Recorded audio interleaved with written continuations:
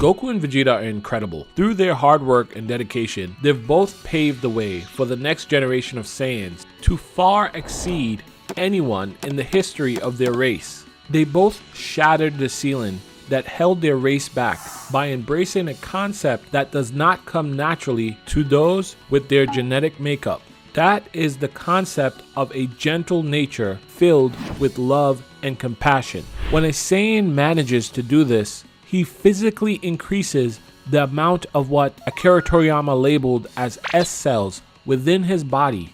And this is what allows Saiyans to reach for the godly potential hidden within their genes, their DNA. Because of this, Goku and Vegeta, as incredible as they are, aren't even the Saiyans with the most latent potential. This honor falls to the hybrid Saiyans. They are born with far more initial S cells than pure-blooded Saiyans. And the king of all hybrid Saiyans, the one introduced first in the series, is Goku's son, Gohan.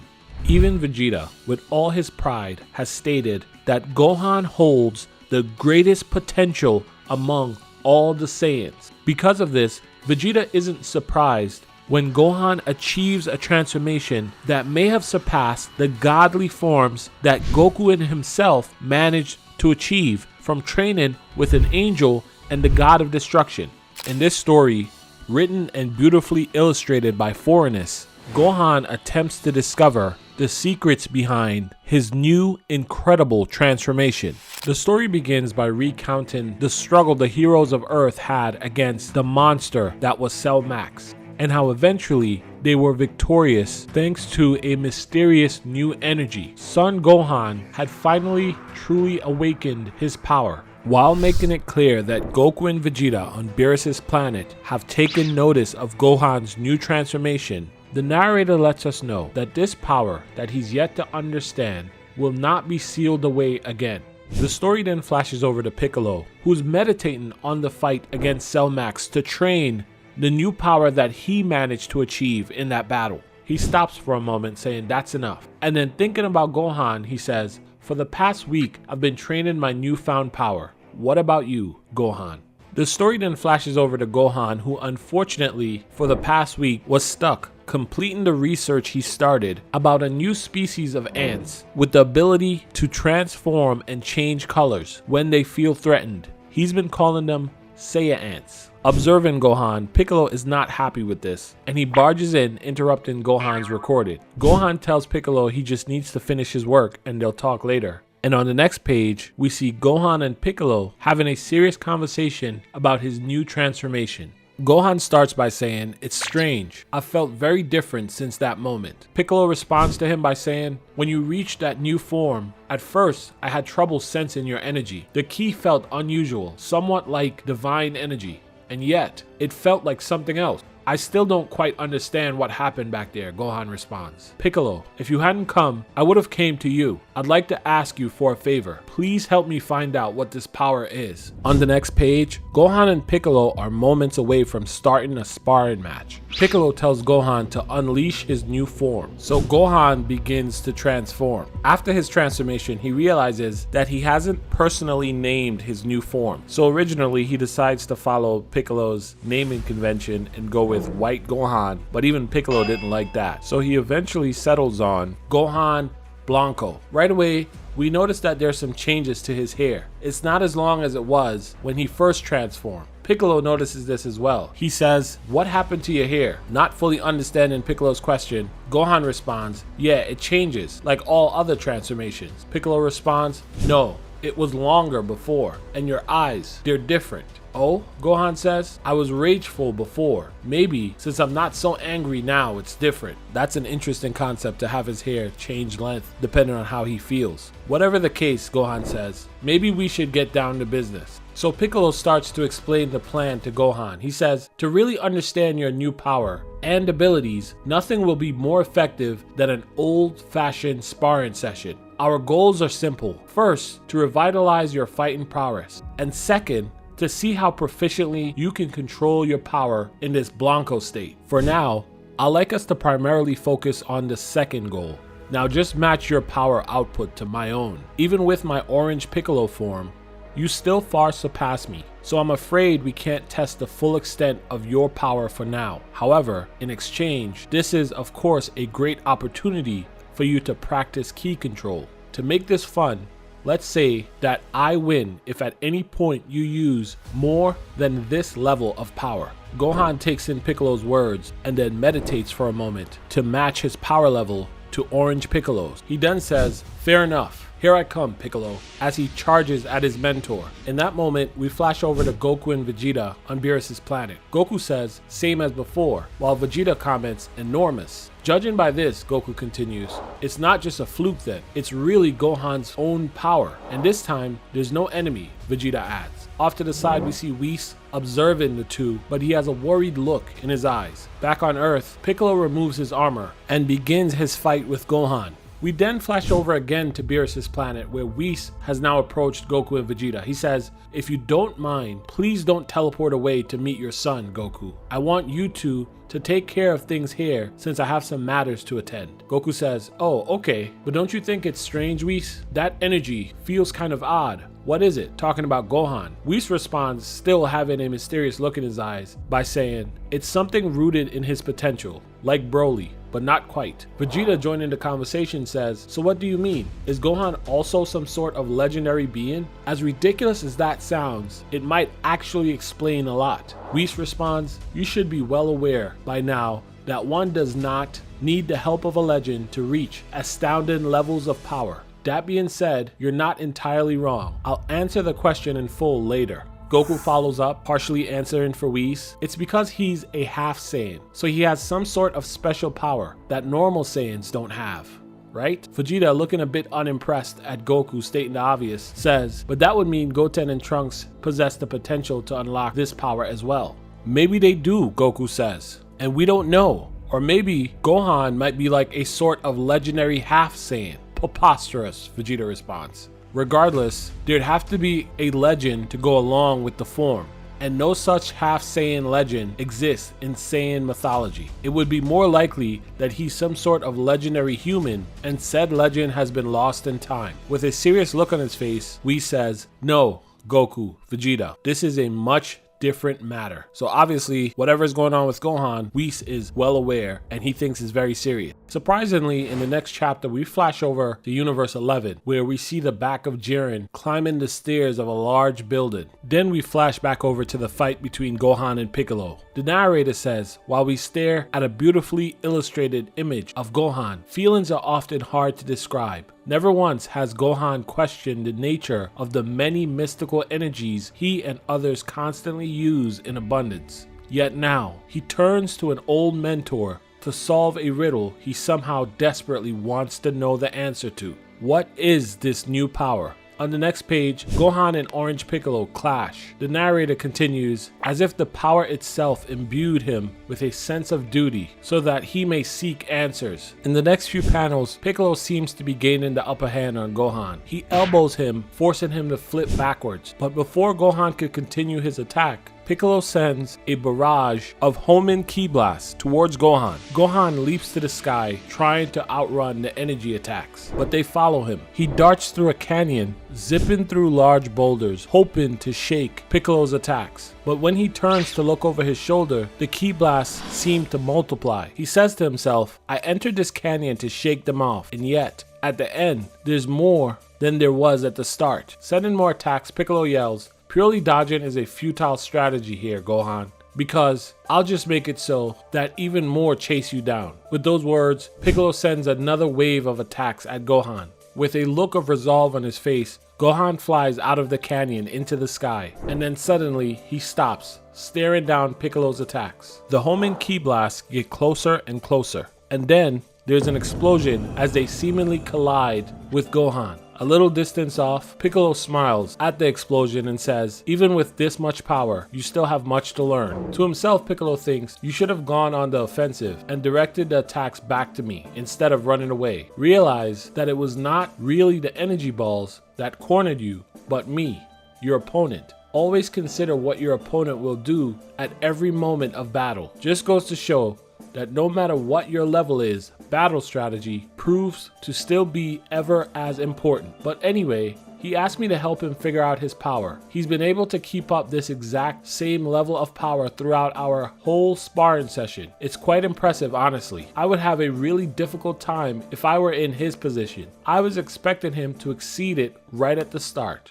Wait, I can't sense his energy, Piccolo says, cutting off his own thoughts. Could it be? Piccolo turns around, barely managing to catch an attack from Gohan flying towards his face. He catches both of Gohan's fists, bearing down on him. Well, you seem to be relatively unscathed, he says. How did you escape my Homin energy missiles? Don't tell me you cheated and increased your power level. Gohan smiles and says, quite the opposite actually, Piccolo. You see, I reduced my energy to near zero. We then get a panel showing exactly how Gohan escaped Piccolo's attack. By suddenly dropping his own power level to near zero, the Homin missiles were no longer able to track him and exploded moments before actually colliding with his body. Piccolo's expression towards what Gohan just did is strange. He stares down at Gohan with a knowing but almost upsetting look, and then headbutts Gohan hard to the face. Our sparring session is now over, he says. And I think I've learned enough about your power to come to a conclusion. Piccolo continues, your ki control is very impressive, unnaturally impressive. You are able to keep your energy at a constant low level despite the pressures of battle.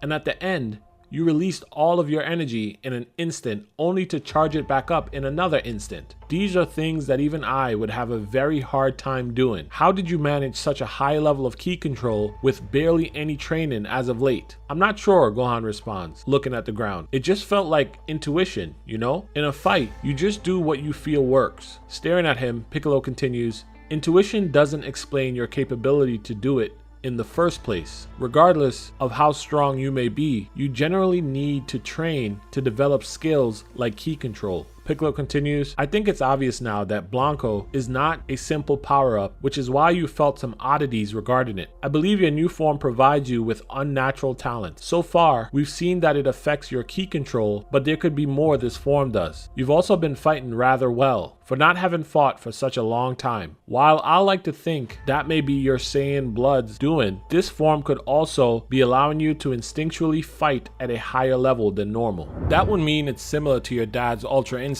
don't you think? Apart from the visual resemblance, that form also allows its user to basically fight without thinking. Yes, it could be similar, but I think it's still distinctively different in some ways. Ultra Instinct bears a heavy stamina burden, while you showed basically no signs of fatigue. And although you've been fighting at a really high level, I highly doubt your body moves on its own. Nonetheless, that's exactly where I'm getting at. Since Blanco bears a strong resemblance in form and function to an angelic form, then the obvious next step of our quest is to consult an angel. Alright then, Gohan says, smiling. That's where we're headed next. The story then flashes back over to Universe 11, where Toppo takes the stage in the building we saw Jiren approaching earlier. Toppo is addressing all the Pride Troopers, and there appears to be thousands of them. The gist of his speech is that he is announcing his retirement as Commander-in-Chief of the Pride Troopers. He's doing so because he is finally ready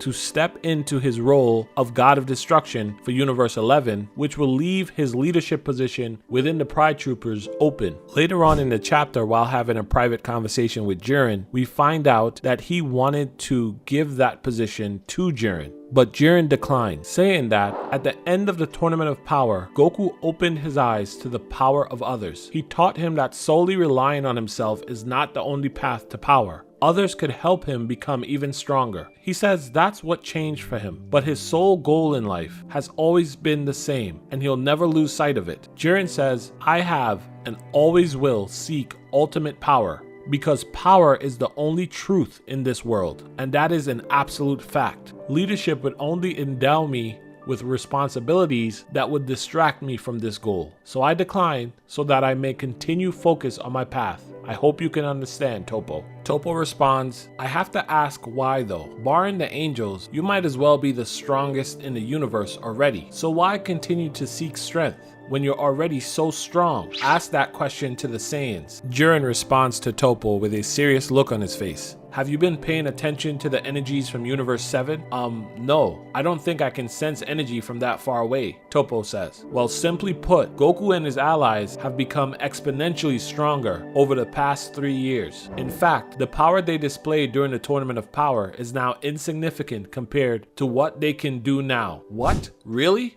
Toppo says. Jiren responds, so do you understand now? I am far from being the strongest, and there is still so much more to achieve. There is no reason to stop seeking strength. Jiren says this as he's boarding his ship to leave. Watching him fly off, Toppo says to himself, those in Universe 7 must truly be amazing then. Alright, Jiren.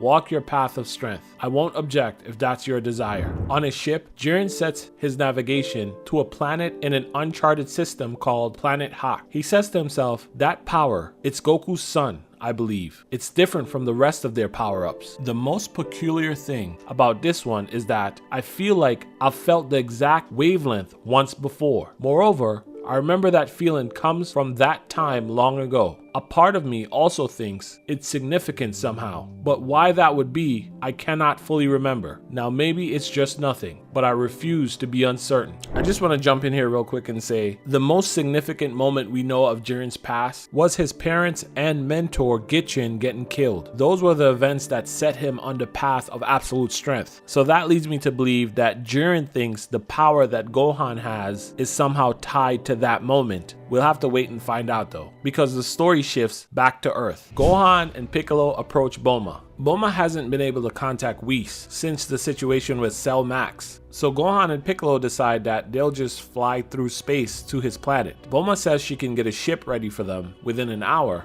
but Gohan says it'll take weeks on a ship and he only has a couple months of break from his work. He says it's a shame because they could physically fly there a lot faster. It'll only take them about 2 hours. The only problem is they can't breathe in space. But just then, Dr. Hiro, who now works for Bulma, tells them that he's developed portable spacesuits that he can lend them. So Gohan and Piccolo don these new spacesuits, which make them look a little bit like Pride Troopers to be honest, and leave Earth, flying towards Beerus' planet. The next chapter begins with a flashback to a week ago. Whis is at the Grand Priest's planet and they are discussing Gohan's new power. The Grand Priest asks Whis, you know what this is, right? And Whis simply says, yes, I do. Please allow me to take care of it. This is a concern and must be dealt with. The Grand Priest walks away saying, alright, I trust you, Whis. Whis looks into his staff with a grim look, watching Gohan hug his daughter Pan. Sitting on a rock by himself, he then says, perhaps it can wait. Now back to the present on Beerus' planet. Are you sure about this, Vegeta?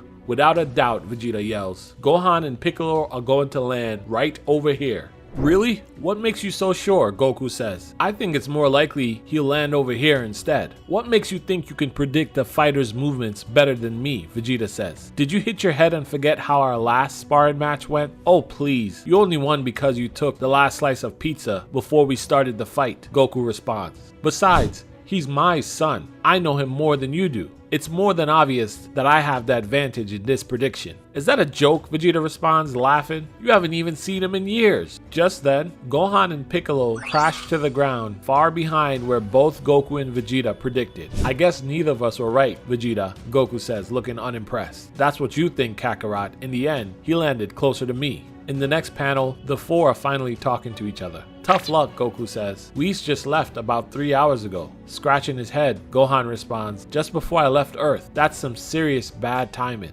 Vegeta jumps in saying, don't worry, he'll probably be back in a couple of hours. He's never away for too long. I wonder if Whis left on purpose so he didn't have to deal with Gohan. Anyway, Gohan says, we still have some downtime though, and I know the perfect way to use my time. Yeah? Goku says, smiling. A sparring match, right? We sense that you sparred with Piccolo on Earth, but you weren't able to use your full power. Here with me and Vegeta, you'll be able to fight without limiting yourself at all. Actually, Dad, Gohan says, I was thinking I'll spend the time studying this planet's ecosystem. I haven't studied alien biospheres before, not to mention that this is a divine world as well. It'd be pretty interesting to find out how life might be different here from on Earth, but a couple of hours is plenty of time for us. I doubt we'll fight for long, so I guess that can wait. Sure, Dad. I'll be open to a sparring match. Goku cheers like a little kid. Great, and I mean it. Don't worry about going all out. Your new power is incredible, but I'm not sure you've surpassed either of us yet. Gohan changes as he chats with Piccolo. You're really not going to join us, Piccolo, he says? If they're as strong as they say they are, I probably won't stand a chance alone. Have some confidence in your own power, Piccolo says, responding to him. They'll probably go easy on you, since this is for you to learn. We then flash over to Goku and Vegeta, who are currently transforming into Ultra Ego and Ultra Instinct. Goku literally says in that moment, don't go easy on him.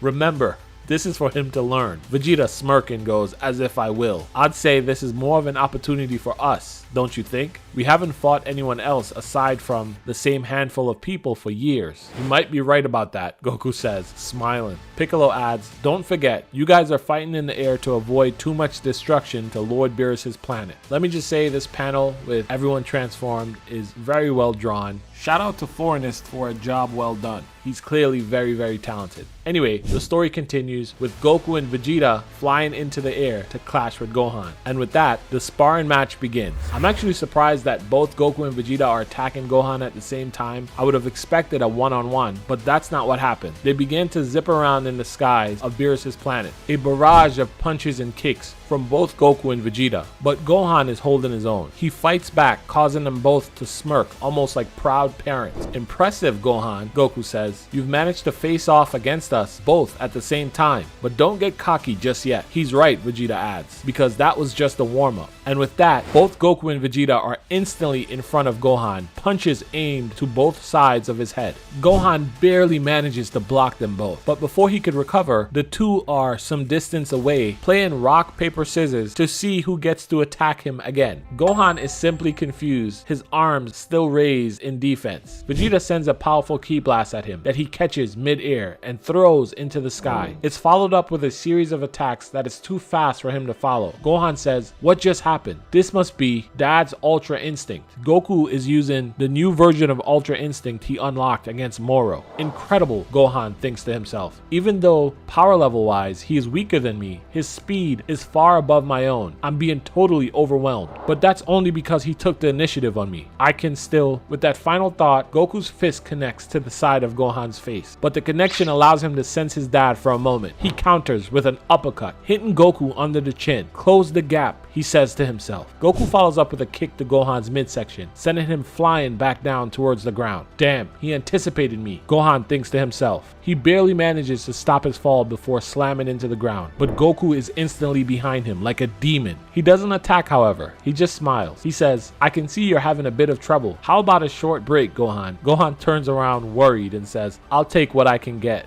The two float there in the sky for a moment before Gohan speaks. He says, Piccolo said you'd go easy on me. I guess that only means both of you aren't going all out at once. Goku responds by saying, well, don't get too mad at me. Like it or not, if you want to understand your power, I have to push you hard like this. You have a bad habit of not using your full power unless you're in the most desperate moment. Not to mention, when it's too easy for you, you let it get to your head, which is true and a really cool observation. The panel shows a flashback of Gohan versus the evil Boo, saying, hey, over here, retard. Oh, come on, Gohan says. I don't do the last part anymore, at least. I was still a teenager back then. I'm over it now. Anyway, you might say it's too early to make a judgment, but I feel like I'm confident that your power is not superior to that of Ultra Instinct. I know you've been beating me up, Gohan says, but the fight isn't over yet. Or are you just pushing me in a psychological way this time? No, what I mean to say, Goku continues. Then he pauses and says, have I ever explained to you what Ultra Instinct is, Gohan? No? But I think I understand, Gohan responds. It's where your body moves on its own, right? That's an oversimplification. Normally, to move fast, we speed up the nerve signals that are sent across our body, but with ki. No matter how fast we may try, we still need to spend time to carry those signals, which delay our movements by a small, significant factor. In Ultra Instinct, I can completely bypass this delay because I do not use my nervous system at all. Once I make an intention in my heart to act, my body automatically moves as fast as it can, as if my soul and my body are completely united. So the only two things that delay this movement are one's physical limits and an imperfect state of mind. Doubts that dissolve clear intentions. So you can imagine the greater half of my training with Whis involves training the mind. I'm glad Goku mentions training with Whis here because this explanation feels a little too smart for Goku, but you can just explain it by saying Whis told him all this stuff. Anyway, let's keep going. Explaining would be difficult, but in essence, Ultra Instinct instinct provides the user with a decisive speed advantage over any opponent of relative or similar strength. That is why I believe it to be the ultimate fighting technique. So maybe instead of trying to understand what your new form is, it might be better for you to use your renewed interest in training on trying to develop Ultra Instinct yourself. Besides, I think that's the only way that you can possibly win this fight.